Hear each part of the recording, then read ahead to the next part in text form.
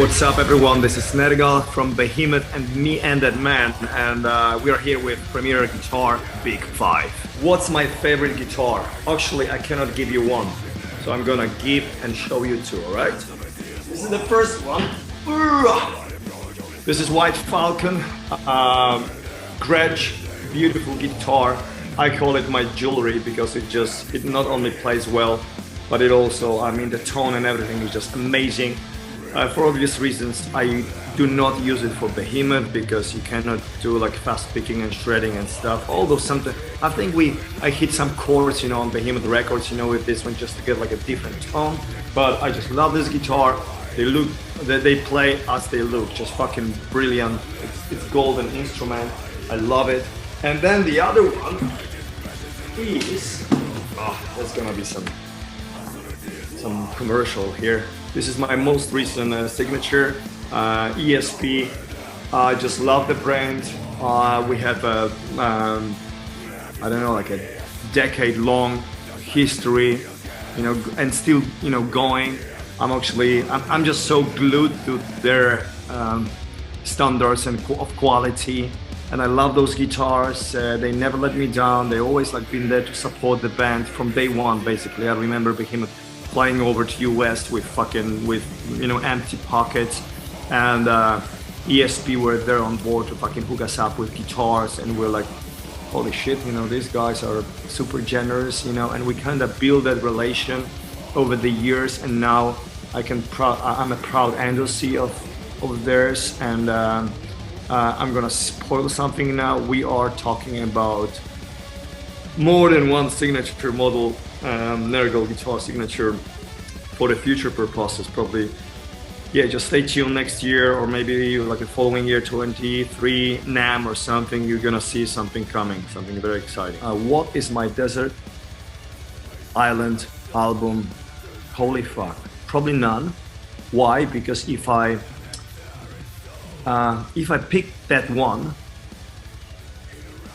I would probably play it to death and hate it forever, because I don't want to be doomed to be, you know, to one thing. You know, I'm a man of options. But what I can do, I can just, you know, throw some, you know, of the records that are absolutely like my all-time favorite. You know, like, I don't know, Depeche Mode Ultra, Led Levine, Nick Cave, Judas Priest, Painkiller, Master of Puppets, Season of the Abyss, Raining Blood, fucking Show No Mercy. Like, and when I start, I never finish, you know? So you see me, you know, there's some other, maybe it's really about the personality. I bet there are guys, they're like, yeah, this one.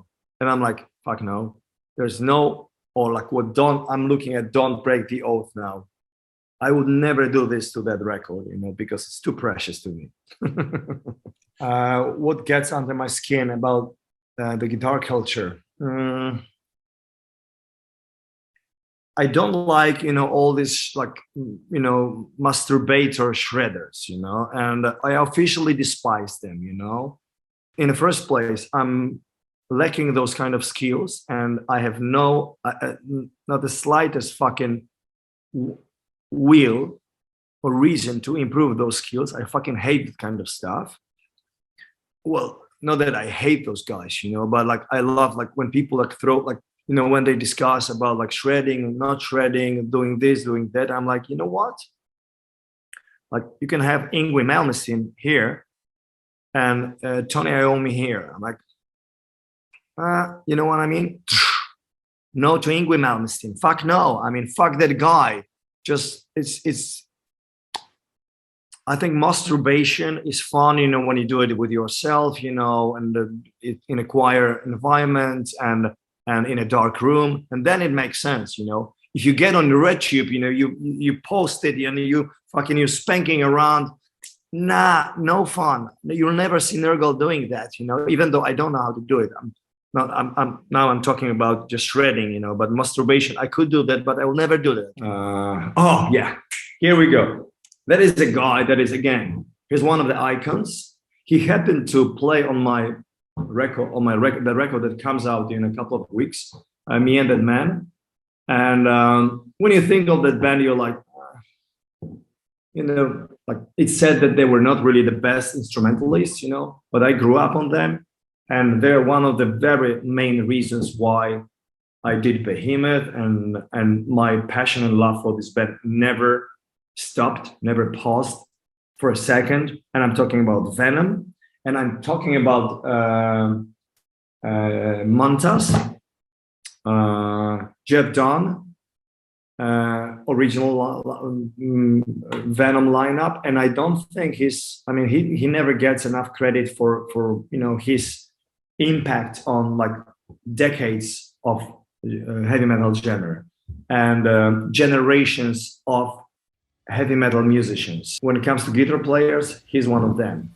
Quarton Seth from Bathory, another of those, great songs, but when it comes to leads, same story, like not those leads, that you're like maybe you think of, but there was the integral part of the songwriting, and that made sense, and probably all started with blues as well, and Tom Warrior, a living legend, another story, his tone that he invented, same story, his guitar playing, his riffs, it just, sometimes you just punch a chord and that's it, it's remarkable, it's special, it stands out, and then it builds, the career. So I have one. That's my secret weapon. Okay. So my secret weapon is Bogner Uberschall, an amp that I bought around, it must have been Apostasy era, 15 years ago. And ever since, it's been an integral part of my guitar tone. It's complementary. I never rely on one amp. I combine them, but Bogner Uberschall, that is.